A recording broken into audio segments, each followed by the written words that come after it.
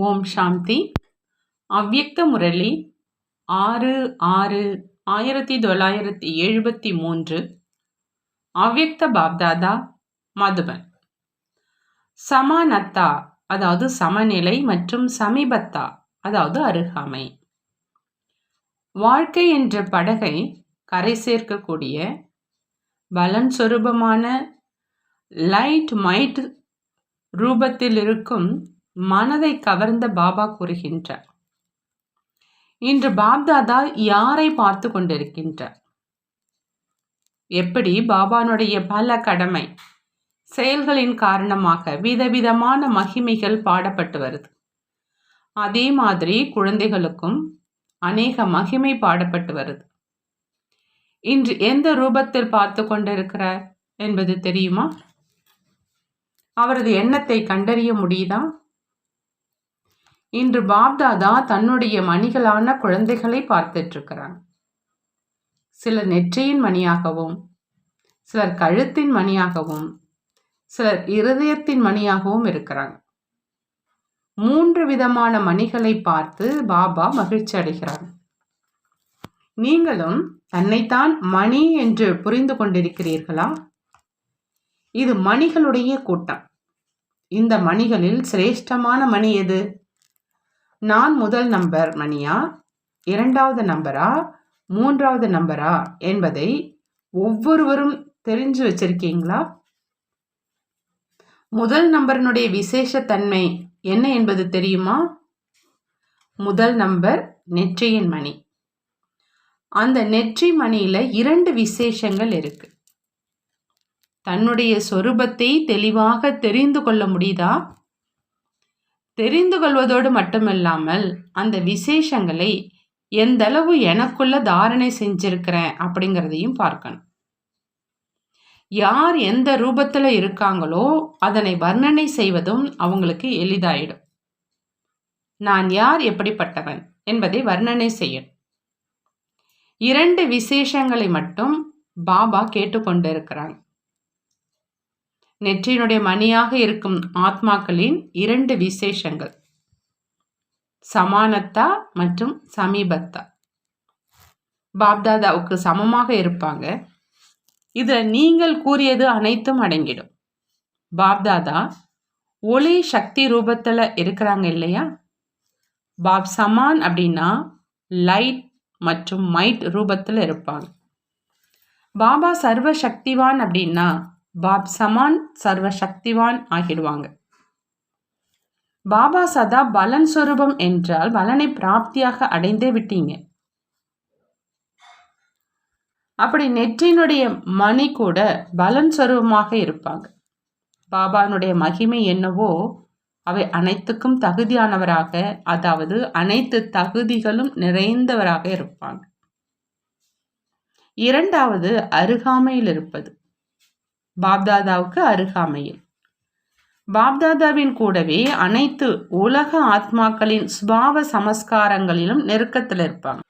பாப்தாதாவுக்கு அருகாமையில் இருக்கிற காரணத்தினால எப்படிப்பட்ட சமஸ்காரம் உள்ள ஆத்மாவாக இருந்தாலும் கண்டறியக்கூடிய சக்தியின் மூலமா காந்தத்தை போல எவ்வளவு தூரத்தில் இருக்கும் ஆத்மாக்களையும் கவர்ந்து பாப்தாதாவை நெருக்கத்தில் கொண்டு வரக்கூடியவராக இருப்பாங்க. அருகில் இருப்பது என்றாலே காந்த சொரூபத்தில் இருப்பது. காந்தத்தை போல காந்த சொரூபமாக இருக்கிறதுனால சர்வ சக்திகளின் ஆதாரத்துல உலகத்துக்கு நன்மை செய்ய நிமித்தமாகறாங்க. ஆகையினால அருகில் இருக்கும் ஆத்மாக்கள் உலகத்துக்கு ஆதாரமான மற்றும் நன்மை செய்கிறவங்க, அதாவது அவங்களே நெற்றியினுடைய மணிகள்.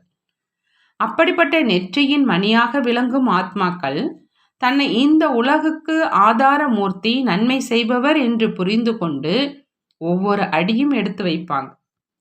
அதாவது அவங்க எப்பொழுதுமே கிரீடம் மற்றும் சிம்மாசனதாரியாக இருப்பாங்க. எதிர்கால கிரீடம் மற்றும் சிம்மாசனம், இந்த கிரீட சிம்மாசனத்துக்கு முன்னால் ஒன்றுமே இல்லை. அப்படிப்பட்ட மகான் ஆத்மாக்கள் தான் மகான் கிரீடம் சிம்மாசனத்துக்கு அதிகாரிகள்.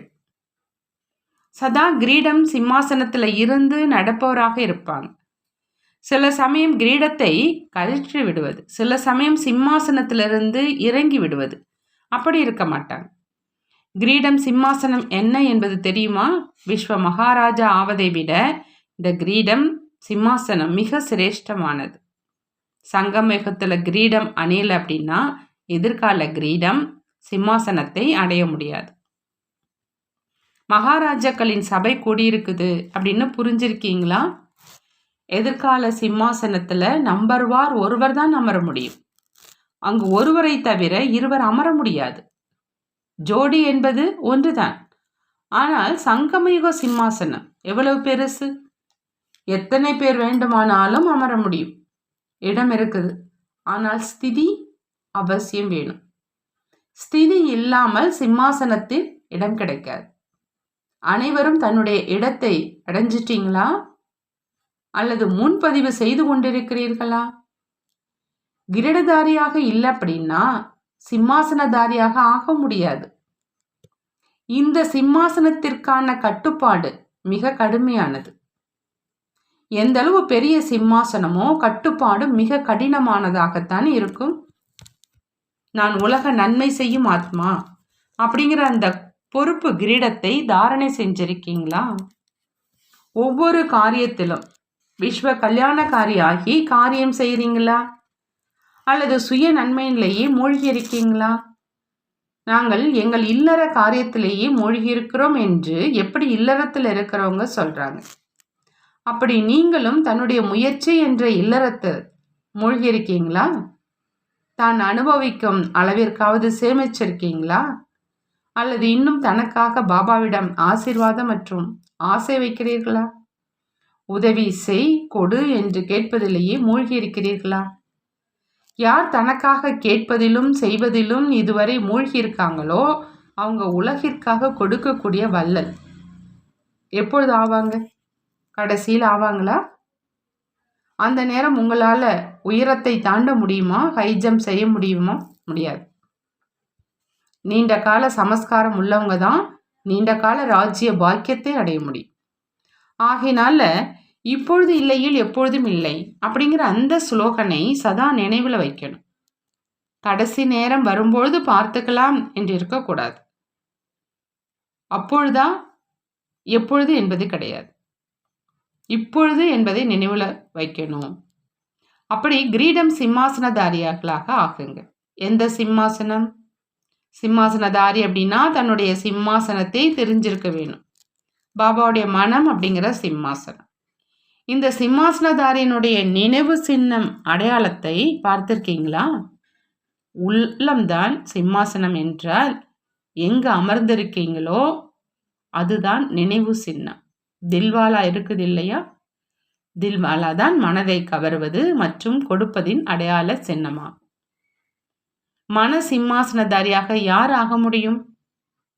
யார் திலாராம் பாபானுடைய மனதை கவர்ந்தவர்களோ மற்றும் அவரிடம் மனதை கொடுத்தவர்களோ அவங்களே மன சிம்மாசனதாரியாக முடியும். கொடுப்பது மட்டுமல்ல, யாரிடம் கொடுப்பது எடுப்பது இரண்டுமே இருக்குதோ அவங்களே மன சிம்மாசனதாரியாக ஆகிறாங்க.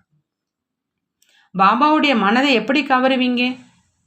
யாருடைய மனதையாவது கவர வேண்டும் என்றால் என்ன செய்வீங்க? அவங்களுடைய மனதில் என்ன சிரேஷ்டமான எண்ணம் இருக்குதோ அதனை பூர்த்தி செய்வது என்றாலே அவர்களின் மனதை கவருவது.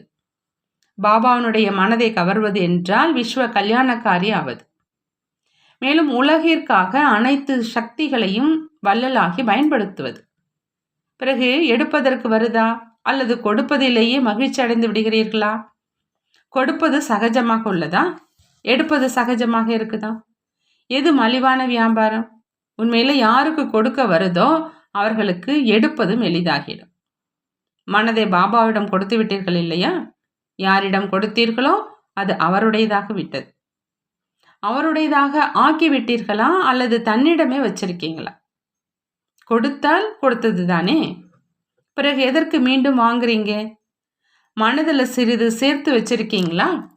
மனதை ஒருவரிடம் கொடுத்து விட்டு பிறகு அதனை பிறரிடம் விற்றால் அது நன்றாக இருக்குமா?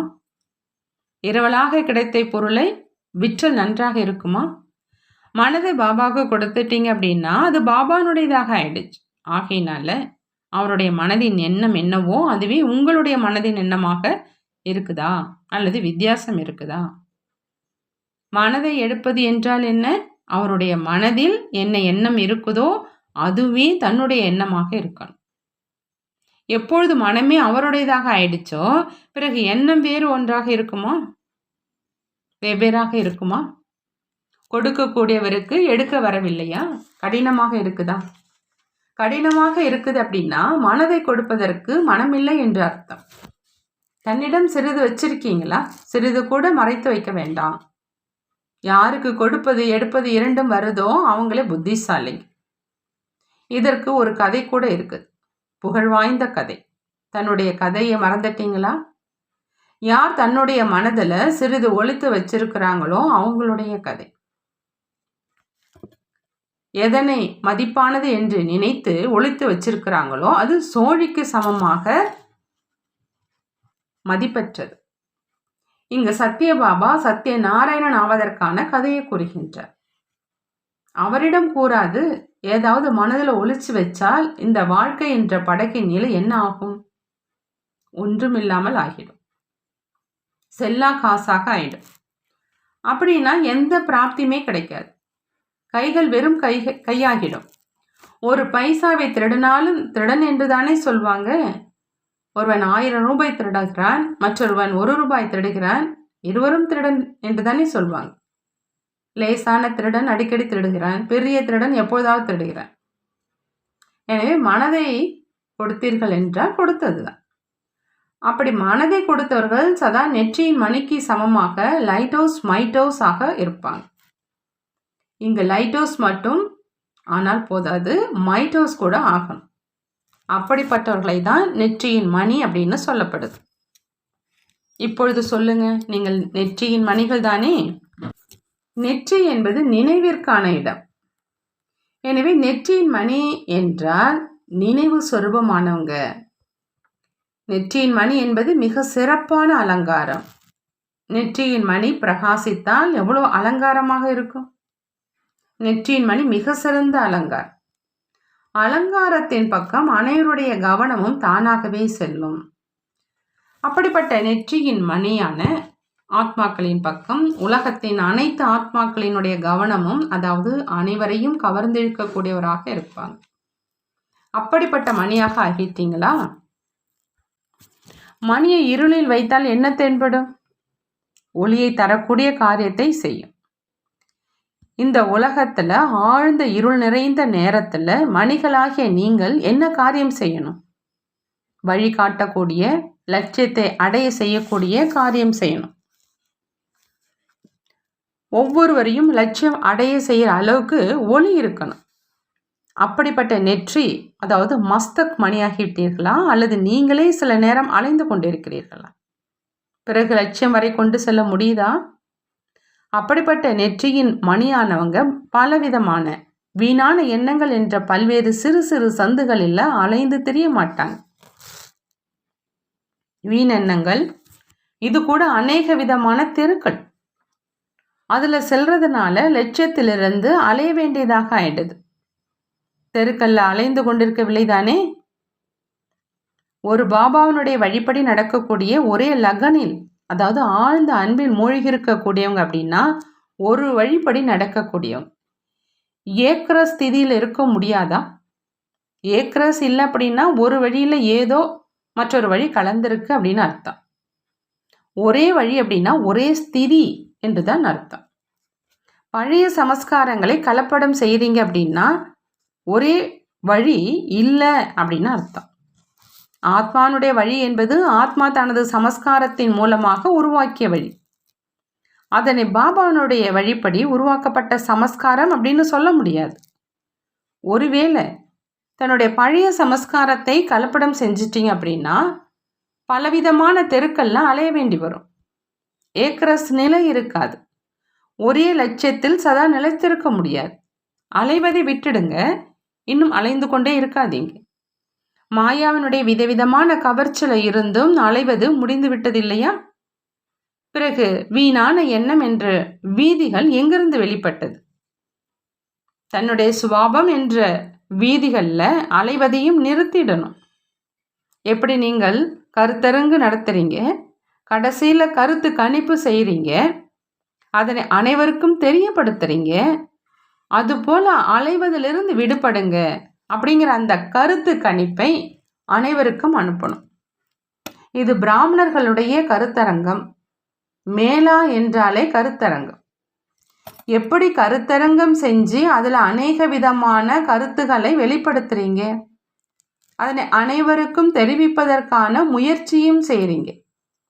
அந்த அரசாங்கம் வெளியிடுகின்றதோ இல்லையோ, ஆனால் இந்த பாண்டவ அரசாங்கம் வெளியிடும்.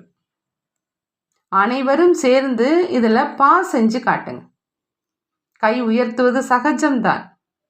இந்த கைகள்னால் எதுவுமே நடக்காது. திட சங்கல்பம், திட சங்கல்பம்ங்கிற கை உயர்த்தணும். எதுவரையில் இந்த கை உயர்த்தவில்லையோ அதுவரையில் பாஸ் ஆக முடியாது. அப்படி திட சங்கல்பம் என்ற விரல் கொடுக்கக்கூடிய மகாவீர் மகாவீராங்கனைகள் சங்கல்பம் மற்றும் கர்மத்தில் சமநிலையை கொண்டு வரக்கூடிய சிரேஷ்ட ஆத்மாக்கள் இல்லையா? அப்படிப்பட்ட சதா மன சிம்மாசனதாரி, மேலும் விஸ்வ கல்யாணக்காரி, நினைவு சொரூபமான ஆத்மாக்களுக்கு, கிரீடதாரி குழந்தைகளுக்கு பாப்தாதாவின் அன்பு நினைவுகள் மற்றும் நமஸ்தே. நாமும் நம்மளுடைய பாப்தாதாவுக்கு அன்பு நினைவுகள் மற்றும் நமஸ்தே கூறுவோம். இந்த முரளியினுடைய சாரம், நெற்றி மணியின் 2 சிறப்பு தன்மை, சமான நிலை மற்றும் சமீப நிலை. சமானத்தா என்றால் பாப் சமான் ஆவது, அதாவது பாபாவிடம் என்னென்ன தகுதிகள் இருக்கின்றனவோ அவை நம்மிடம் இருக்கணும். சமீபம் என்றால் பாப்தாதாவுக்கு சமீபமாக மற்றும் உலகத்தில் உள்ள ஆத்மாக்களின் சுபாவ சமஸ்காரத்துக்கு சமீபமாக இருப்பது. சமீபத்தில் இருப்பது என்றால் காந்த சுரூபமாக இருப்பது. தன்னை கிரீடம் மற்றும் சிம்மாசனதாரியாக வைத்துக் கொள்வது. ஒரு நேரம் கிரீடத்தை கழிச்சு விடுவது, ஒரு நேரம் சிம்மாசனத்திலிருந்து இறக்கி விடுவது, அதுபோன்று இருக்கக்கூடாது. விஸ்வ மகாராஜன் ஆவதற்கு முன்பு இந்த நேரத்தினுடைய கிரீடம் சிம்மாசனம் மிக சிரேஷ்டமானது. சங்கமிகத்தினுடைய ராஜா ஆகவில்லை என்றால் எதிர்கால ராஜா ஆக முடியாது. எதிர்கால சிம்மாசனத்தில் ஒருவர் தான் அமர முடியும். ஆனால் சங்கமிக சிம்மாசனத்தில் எத்தனை பேர் வேண்டுமானாலும் அமர முடியும். நல்லது. ஓம் சாந்தி. நன்றி பாபா, நன்றி.